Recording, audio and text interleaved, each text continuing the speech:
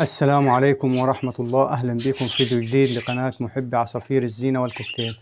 في الفيديو ده إن شاء الله هنشوفوا زغاليل الكوكتيل الصغيرة في عمر 25 يوم خرجت من البياضة واستقرت كده في أرضية القفص مع الأهالي، لأنه خلاص بسم الله ما شاء الله الحجم بتاعهم كبر وعندهم القدرة إنهم يتحركوا كده من خارج البياضة. خلينا كده بسم الله كده نفحصوهم. طبعا ده الزغلول اللي خرج الأول، بسم الله ما شاء الله، الله أكبر. طبعا ما شاء الله كده شايفين كده حجم الزغلول ما شاء الله كده اكتمل كده نمو الريش. طبعا لسه الطول بتاع الريش يعني ما اكتملش بالكامل، لكن الزغلول كده دلوقتي عنده القدرة ما شاء الله انه يتسلق وانه يتحرك كده بكل سهولة. طبعا مع خروج الزغاليل كده في أرضية القفص أنا بستمر في تقديم الوجبات باستمرار. طبعا ما شاء الله الحوصلة بتاعتهم كده الأهالي بيأكلوهم. أنا حتى مقدم لسه ليهم وجبة الغلة المنقوعة. طبعا بقدم الوجبات يوم كده وجبة غلة منقوعة، يوم بيض بالبقسماط، ويوم وجبة الخضار. طبعا مع تبديل كده أوقات الجرجير والبرسيم ونبتة الرجلة والنباتات الباقية، سواء ورق الكرنب أو الخس، أي نبتة كده خضراء كده تكون صحية وكويسة، العصافير بإذن الله هتتقبلها وهتكون مفيدة ليه بالذات. عشان كده نمو الريش يكتمل ويكون الريش لامع ومتستف كده ومتظبط على الطائر بتاعك. ضروري جدا إني أهتم بالوجبات باستمرار. وفي الفترة اللي هي الزغاليل خرجت من البياضة واستقرت كده في أرضية القفص، لازم أبدأ كده أتابع الأنثى. طبعا دي الأنثى اللي قدامنا وده الذكر اللي هنا. لازم كده أبدأ أراقبهم وأشوف لو حصل إنه الأنثى مثلا تزاوجت مع الذكر، أعرف إن هي هتروح تضع كده البيض. طبعا ده الزغلول الثاني بسم الله ما شاء الله.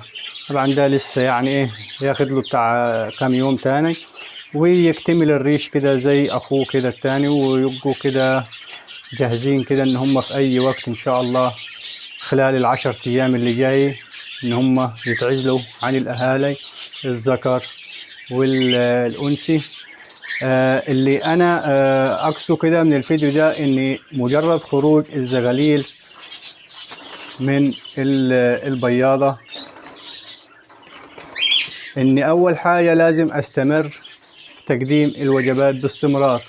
انه كده الزغاليل الصغيرة دي هتبدأ تتعلم الاكل من الاب والام بتوعهم. كمان لازم الاحظ لو لقيت كده انه الانثى بدأت كده تاكل من المحار، ضروري جدا اني ابدأ في تنظيف البياضة. طبعا فيها من الفضلات والنشارة وبقايا كده المية اللي تكون مصاحبة كده الفضلات العصافير دي. طبعا ضروري اني ازيل كده النشارة دي بالفضلات دي وابدأ انظف البياضة واعقمها. طبعا انا معقم بجيبه من الصيدلية، اسمه هاي سول. ده يعني بسم الله ما شاء الله كويس، يعني جايب نتائج كويسة معي. مجرد كده ما بنحطه كده في أرضية البياضة مش بشوف الحمد لله حشرات، يعني الحمد لله ما حصلش مشاكل من الناحية دي يعني. عشان كده الحمد لله مستمر على طول وما غيرتوش من أول مرة جبته. اسمه هاي سول، ده معقب ممتاز بيقضي على الحشرات ويخلي دايما كده البياضة متعقمة ومفيش حشرة تقدر تنمو فيها أو تضر الزغاليل. لازم إني أخلي بالي لو لقيت الأنثى بتاكل محار، لازم أعرف إن هي خلاص بتجهز في عنقود البيض وهتبدأ تضع البيض قريب. حتى لو كانت الزغاليل دي لسه ما اكتملش، لكن مجرد خروجها كده من البياضة أعرف إنه إن الأنثى خلاص هتقرب كده تضع البيض وبتكون في العنقود البيض كده من داخل الرحم بتاعها. عشان كده لازم أحافظ على الوجبات باستمرار. مع التغير لازم أعود الزغاليل الصغيرة دي على وجبات جديدة، لازم إني دايما أقدم ليها كل يوم وجبة جديدة، على أساس لما تكبر العصافير دي ما يكونش عندها كده يعني إيه، يعني أي أكلة أقدمها لي العصافير كلتها وهي صغيرة هتاكلها إن شاء الله وهي كبيرة، وبالتأكيد هتكون مفيدة ليه سواء من حيث صحة الطائر. يعني التغير ده نفسه بيساعد العصافير إن هي تتزاوج بسرعة. لازم إني أغير من نوعية الأكل اللي أنا بحطها دايما للعصافير، لازم كل يوم وجبة شكل. ممكن في يوم كده أريح كده العصافير، يعني أريح من الوجبات، ما أديش وجبات بحيث كده أعودهم كده إنه ممكن يستخدموا الفلارس والبلكم، وأبدأ تاني كده من جديد أرجع تاني الوجبات بانتظام. ده بيكونش ثابت، لا بيكون متغير. يعني أنا شايف العصافير مثلا الزغاليل الحوصلة مليانة أكلة كويس وتمام، إيه المانع إني أوقف كده يوم من تقديم وجبة، وممكن أقدم لها ممكن ورق جرجير، يعني أقدم لها حاجات خفيفة لكن ما هياش الوجبة اللي هي هتعبي الحوصلة بتاعتها وتغذيه بنسبة 100%. ده ضروري أعمله مع عصافير الكوكتيل على أساس يستمر الإنتاج. طبعا إحنا دلوقتي في شهر تقريبا أنا بصور الفيديو ديتي النهاردة 31/5، يعني إن شاء الله بكرة هيكون شهر 6. طبعا لو العصافير دي دخلت في دورة إنتاج جديدة أنا مضطر إني أسيب البياضة. لو ما دخلتش في دورة إنتاج جديدة كده والأنثى ما وضعتش البيض، طبعا هضطر إني أوقف في شهور الحر دي اللي هي من فترة شهر 6 إلى شهر 9، على أساس ما أجهدش الأهالي واتعبهم. طبعا بس انا يعني هو المفروض ان انا لسه الانثى ما بضتش، طب اشيل كده البياضه واخليها توقف تهتم بالزغلولين دولي يكبروا معاهم كده في القفص ويقعدوا فتره اطول، وما خليش الانثى تدخل في دوره انتاج. لكن الجوز ديتي ده دوره الانتاج الثانيه لي، دول الشبابات، فدي دورة الإنتاج الثانية لي، فلسه ما شاء الله يعني صحتهم قوية قادرين على إنهم يتحملوا.